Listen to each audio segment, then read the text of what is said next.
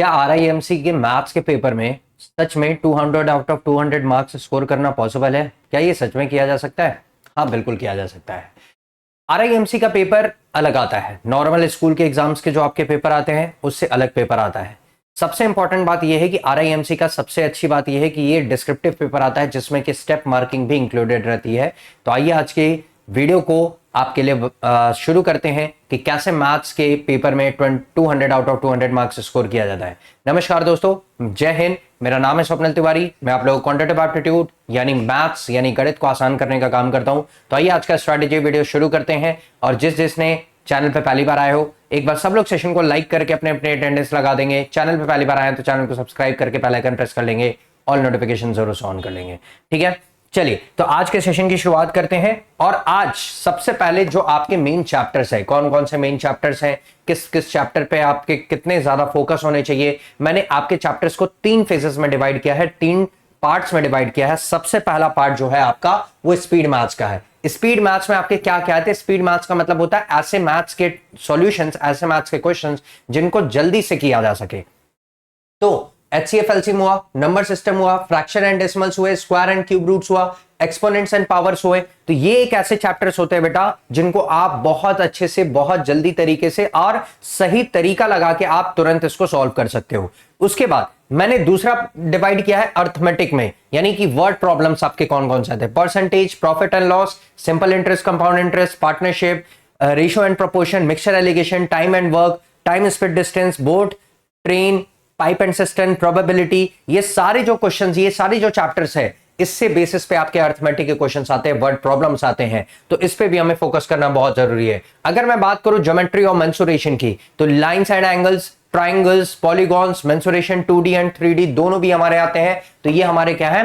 ये हमारे ज्योमेट्री और मेंसुरेशन के हैं। तो ये सारे चैप्टर्स को आपको बहुत अच्छे से करना है। ठीक है, अब आगे बढ़ते हैं। अगर मैं बात करूं अलजेब्रा की, अलजेब्रा में कितने को चैप्टर्स है? Algebraic expression, algebraic identities, linear equations और डेटा हैंडलिंग। डेटा हैंडलिंग में जिसके आपके मीन, मीडियन, मोड, आपके ऐसे क्वेश्चंस आते हैं, उनको हम क्या बोलते हैं? डेटा हैंडलिंग बोलते हैं। तो ये सबसे इंपॉर्टेंट है। ये सारे चैप्टर्स, जितने भी चैप्टर्स मैंने आपको लिख के दिखाए बेटा, ये सारे चैप्टर्स आपको बहुत अच्छे से करने हैं। अब बहुत सारे बच्चों का ये सवाल आएगा कि सर इंपॉर्टेंट चैप्टर कौन से हैं, कौन सा हमें चैप्टर इंपॉर्टेंट करना चाहिए, कौन नहीं करना चाहिए? बेटा मैं अगर आपसे बोलूं तो सारे चैप्टर्स इंपॉर्टेंट है, कोई भी चैप्टर छोड़ने वाला नहीं है। अगर आपको टोटल स्कोर करना है 200 आउट ऑफ 200, तो आपको पूरा क्या करना पड़ेगा? हर एक चैप्टर को हेड टू टो पूरा एक एक चीज को बहुत अच्छे से करना पड़ेगा। अगर नहीं करोगे तो बहुत दिक्कत होगी।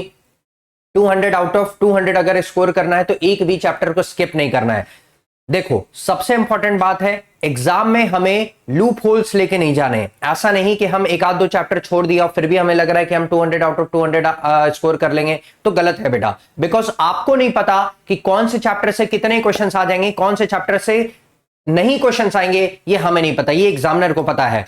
तो हमें अपने लूप होल्स को लेके नहीं जाना है, अपने कमजोरी को लेके एग्जाम में नहीं बैठना है। कमजोरी लेके जाओगे सीधे मुंह की खाओगे। तो इसलिए इससे अच्छा है कि हम सारे चैप्टर्स को देखें। कोई भी इंपॉर्टेंट चैप्टर, कोई भी छोड़ने वाला चैप्टर, ये हमें नहीं समझना है। हमें बस ये फोकस रखना है कि कौन सा हमारे लिए चैप्टर मेरा कमजोर है, कौन से चैप्टर पे मेरा ज्यादा फोकस नहीं बन पा रहा है, उसको ज्यादा प्रैक्टिस करना है। ठीक है, तो फोकस सारे चैप्टर्स पे करना है, चाहे वो अलजेब्रा हो, चाहे अर्थमेटिक हो, चाहे स्पीड मैथ्स हो, या कोई भी आपका टॉपिक हो, कोई भी चैप्टर हो, सारे चैप्टर्स पे हमें फोकस करना है। अब सबसे इंपॉर्टेंट बात, सर हम चैप्टर्स पे फोकस तो करेंगे बट हम प्रैक्टिस कहां से करेंगे? आपको प्रैक्टिस करने के लिए अगर आपको चाहिए तो सबसे पहला रेफरेंस मैं दूंगा NCERT, यानी आपको NCERT का पूरा एक एक चीज अच्छे से आपको सॉल्व करना पड़ेगा। आपको हर एक क्वेश्चन, चाहे वो क्लास 6, 7, 8, ये तीनों क्लास के सारे आपको क्या लगाने हैं। मैं बोल रहा हूं अगर क्वेश्चंस नहीं लगा पाओ तो एटलीस्ट एग्जांपल्स, जो NCERT में एग्जांपल्स होते हैं उसको कम से कम पूरा अच्छे से लगा लो। जब आप NCERT के सारे एग्जांपल्स लगा लोगे बेटा, तो उसके बाद आपका क्या होगा कि आपके सारे जो बेसिक्स है ना, बेसिक्स वो बहुत मजबूत हो जाएगा। और जब बेसिक्स मजबूत हो जाएंगे बेटा, तो आप आराम से हर एक चीज कर सकते हो। उसके बाद दूसरा है RD शर्मा की। अगर मैं बात करूं, आर डी शर्मा की अगर मैं बात करूंगा तो आर डी शर्मा का एक ऐसा बुक होता है जिसमें कि आपके कॉन्सेप्ट्स तो क्लियर होते ही होते हैं, साथ में आपके अच्छे लेवल के प्रैक्टिस क्वेश्चंस होते हैं। उसके बाद आप आर एस अग्रवाल पे भी जा सकते हो, आर एस अग्रवाल की भी बुक्स आप परचेज करके सारे प्रैक्टिस क्वेश्चंस आप लगा सकते हो। तो जितना ज्यादा प्रैक्टिस करोगे, बिकॉज मैथ्स आपको कैसा, मैथ्स रटने वाला चीज नहीं है, मैथ्स है प्रैक्टिस वाली चीज है। सही तरीके से सही क्वेश्चंस को अगर प्रैक्टिस करोगे बेटा तो आपका 200 आउट ऑफ 200 आना मार्क्स बिल्कुल पॉसिबल है, बट जितना मैं बोल रहा हूं उतना आपको करना पड़ेगा, ठीक है।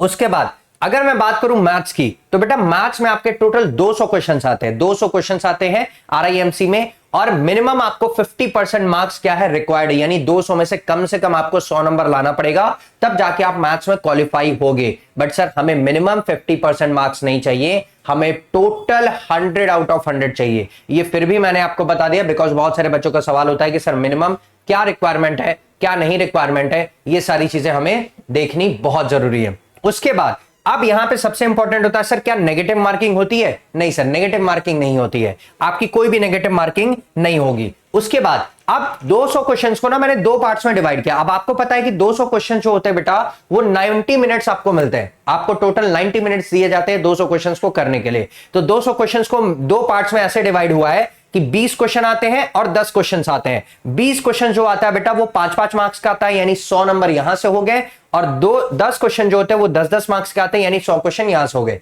टोटल 200 नंबर का आपका पेपर होता है। सबसे इंपॉर्टेंट बात है बेटा, आपको सबसे ज्यादा फोकस किस पे रखना है कि स्टेप मार्किंग क्या होता है यहां पे होता है, यानी जो आपके स्टेप्स हैं वो भी आपके काउंट किए जाएंगे। जब आप स्टेप्स लिखोगे, एक एक स्टेप जब लिख रहे हो तो क्या सही स्टेप लिख रहे हो कि नहीं लिख रहे हो, ये सबसे इंपॉर्टेंट है, और ये इस पे मार्क्स मिलते हैं। तो प्लीज स्टेप मार्किंग पे बहुत ज्यादा ध्यान दीजिएगा। ये ऑब्जेक्टिव पेपर नहीं है, ये आपका डिस्क्रिप्टिव पेपर है। तो जितना ज्यादा अच्छे से स्टेप लिखोगे, एक एक स्टेप लिखोगे, उतना आपको स्टेप मार्किंग पे मार्क्स मिलेगा। लेकिन अगर आप सोचोगे कि डायरेक्ट मैं आंसर निकाल दूं तो आपको 0 नंबर मिलेगा, ठीक है। तो इस चीज का हमें बहुत ध्यान रखना है बेटा।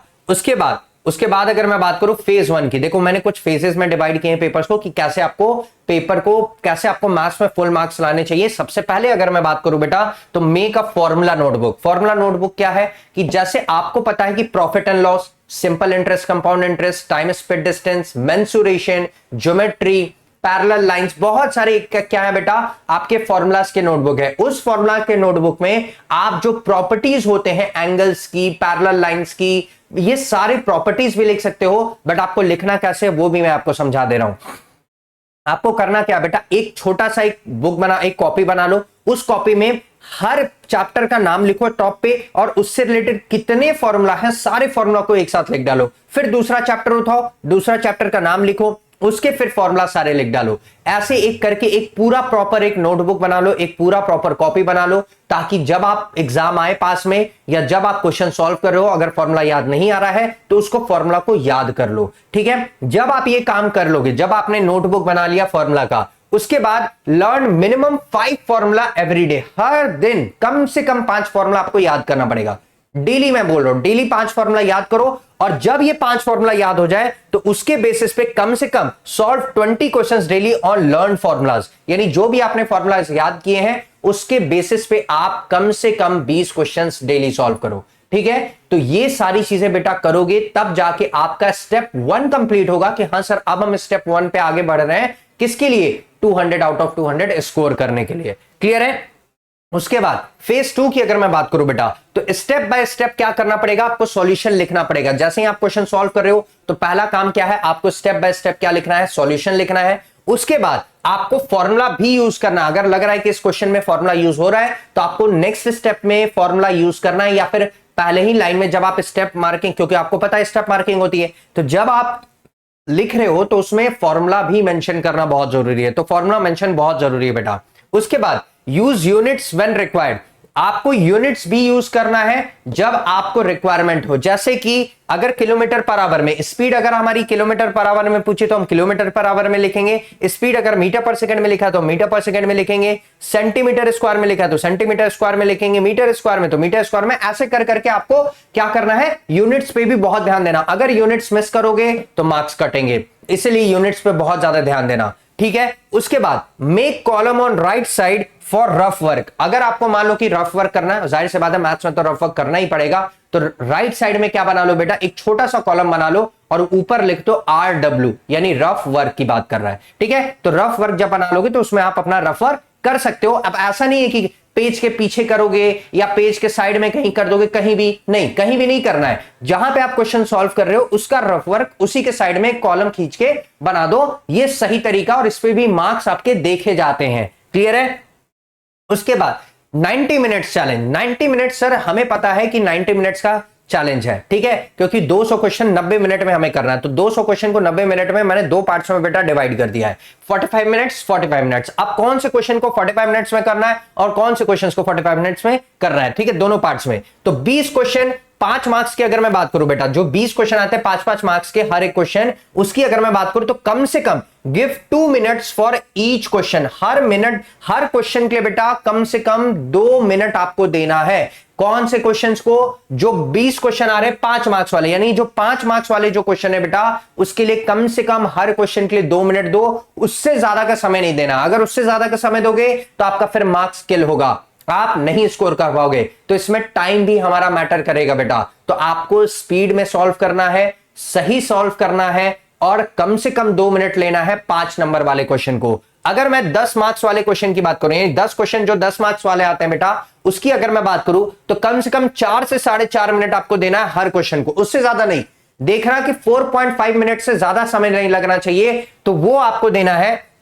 और लास्ट 5 मिनट्स, यानी आखिरी के 5 मिनट जो आपके बचे, आखिरी के 5 मिनट अगर जो बचा है बेटा, 5 से 6 मिनट जो बचा है, just cross check all units and values. आपको जस्ट सारा क्रॉस चेक करना है कि कहीं मैंने वैल्यूज तो नहीं छोड़ा है, कहीं मैंने यूनिट्स तो नहीं छोड़ा है, या कहीं मैंने कुछ ऐसा मार्किंग तो नहीं छोड़ दिया, कोई एक नंबर तो मैंने नहीं छोड़ दिया है। सारा पूरा पेपर क्या करना है बेटा, एक बार क्रॉस चेक कर लेना। बस यूनिट्स को क्रॉस चेक करना है कि आपने किलोमीटर पर आवर या मीटर स्क्वायर, सेंटीमीटर स्क्वायर, ये सारी चीजें लिखी है कि नहीं लिखी है, कहीं कुछ छूट तो नहीं गया है। ये सारी चीजें पे आपको आखिरी के 5 से 6 मिनट में ध्यान देना पड़ेगा। क्लियर है। तो ये मैंने बता दी कि 10 क्वेश्चन जो 10 मार्क्स वाले आते हैं उसको 4 से 4.5 मिनट देना हर एक क्वेश्चन के लिए। वैसे ही जो 20 क्वेश्चन आते हैं बेटा जो 5 मार्क्स के लिए होते हैं, उसको कम से कम 2 मिनट देना है, ज्यादा 2 मिनट देना है, उससे ज्यादा नहीं देना बेटा, ठीक है।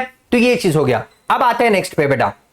अब solve last 5 years question papers. आपको कम से कम आखिरी के 5 साल के क्वेश्चन पेपर्स बहुत अच्छे से सॉल्व करने हैं। और कितने बार सॉल्व करना है बेटा, अगर मैं आपसे बोलूं कि अगर आखिरी के 5 साल की अगर मैं इस पेपर की बात करूं बेटा, जो ये है, तो कम से कम आपको 2 से 3 बार आपको क्या करना है, ये पूरे क्वेश्चंस को सॉल्व करना बेटा। यानी आखिरी के 5 साल की जो पेपर है ना, उसको एक बार सॉल्व कर ले तो फिर से एक बार सॉल्व करो, फिर से एक बार सॉल्व करो। कम से कम 2 से 3 बार आपको सॉल्व करना है लास्ट 5 इयर्स के क्वेश्चंस पेपर। और जब सॉल्व हो जाए तो questions get repeated every year, यानी हर साल क्वेश्चंस क्या होता है बेटा, उसी पैटर्न के रिपीट होते हैं। मैं ये नहीं बोल रहा कि एग्जैक्ट क्वेश्चन रिपीट हो जाएगा, बट उसी पैटर्न के बेस्ड आपके क्वेश्चंस क्या होता है बेटा, रिपीट होते हैं। तो इन सारे बातों का हमें ध्यान देना। और सबसे इंपॉर्टेंट बात यह है कि जो बच्चों को आखिरी के 5 साल के क्वेश्चन पेपर चाहिए, मुझे नीचे कमेंट सेक्शन में जल्दी बताओ कि किसको किसको चाहिए आखिरी का 5 साल का क्वेश्चन पेपर। मैं आपको प्रोवाइड करूंगा, बट कमेंट सेक्शन में सब लोग मुझे बताएगा, ठीक है।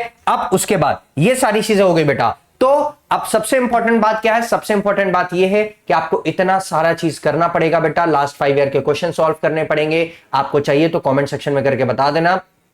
तो ये ऐसा तरीका है, ये पूरा स्ट्रैटेजी जो मैंने बनाया बेटा, ये आपके लिए बनाया ताकि आप पूरा 200 में से 200 मार्क्स स्कोर कर सको। जैसा मैं बोल रहा हूं वैसा करते चलो। डेली कम से कम 20 क्वेश्चन सॉल्व करो, जो भी आप फॉर्मूलाज याद करो, सारी चीजें बहुत अच्छे से करो बेटा। मैं गारंटी दे रहा हूं आपको सारी चीजें, आपको मार्क्स मिलेंगी। दोपहर 3 बजे आपकी एक नई सीरीज स्टार्ट होने वाली है। सैटरडे से आपकी नई सीरीज स्टार्ट होने वाली है बेटा, इसी यूट्यूब चैनल पे, जो कि आपका SD कैंपस का है। और दोपहर में 3 बजे आपकी ये सीरीज स्टार्ट होगी, जिससे कि मैं टॉपिक वाइज हर एक चीज मैं आपको पढ़ाऊंगा, ठीक है। तो मिलते हैं नेक्स्ट सेशन में, तब तक के लिए अपना ख्याल रखिएगा। और जरूर से इस सेशन को लाइक कर दीजिएगा अगर आपको सच में अच्छा लगा हो तो। अपने दोस्तों में शेयर कर दीजिएगा कि आपको कैसा लगा सेशन, और अपने दोस्तों को भी बताइएगा कि अगर मैथ्स में 200 में से 200 स्कोर करना है तो ये strategy video best strategy video होने वाली है। तो प्लीज आई होप आप लोग सॉल्व करेंगे, सारी चीजें बहुत अच्छे से पढ़ेंगे। और मिलते हैं नेक्स्ट सेशन में। क्लास में डेली आइएगा, डेली यूट्यूब पे आपकी क्लासेस चल रही हैं, सारे सब्जेक्ट की डेली क्लासेस चल रही हैं बेटा। तो जरूर मिलेगा यूट्यूब पे भी इसी यूट्यूब चैनल पे जरूर लाइव क्लासेस अटेंड करेगा। थैंक यू सो मच, मिलते हैं दोस्तों नेक्स्ट क्लास में, तब तक के लिए अपना ख्याल रखिएगा। नमस्कार, जय हिंद।